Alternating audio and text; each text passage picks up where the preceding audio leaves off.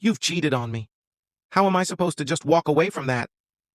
Liam stood in their dimly lit living room, his hands clenched into fists at his sides. Across from him, Olivia sat on the couch, her arms wrapped around herself. She couldn't meet his eyes. The silence between them was thick, suffocating, as if the walls themselves were closing in. "Liam, please." Her voice was barely a whisper. "Please what?" he barked, his voice laced with pain and fury. "Please understand. Please forgive you. Please pretend that I didn't walk in and see you wrapped around another man." He let out a humorless chuckle, shaking his head. "No, Olivia. I won't do that." His words cut through her like a knife. But it was too late for regrets now. The damage was done.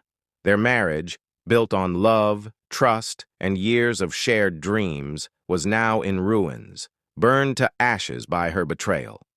For weeks after their divorce was finalized, Olivia had assumed Liam would move on, that he would lick his wounds and eventually fade into the background of her life. But she was wrong. He wasn't done with her, not by a long shot. Liam wasn't the kind of man to scream and break things. He wasn't the kind of man to let rage blind him into making foolish, impulsive choices. No. Liam was the kind of man who played the long game, a man who believed in consequences. And Olivia was about to learn exactly what that meant. It started with small inconveniences. Her car, which had always run smoothly, suddenly started having issues. Nothing major, but just enough to disrupt her day. Her boss, once warm and accommodating, suddenly became distant, assigning her the most tedious tasks at work. Then, there were the whispers. Everywhere she went, eyes followed her.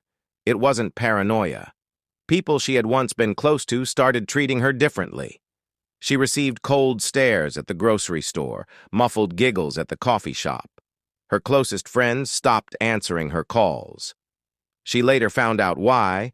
Liam had made sure they knew the full extent of her betrayal. He had carefully planted doubts in their minds, exposing personal details, making her seem like the villain.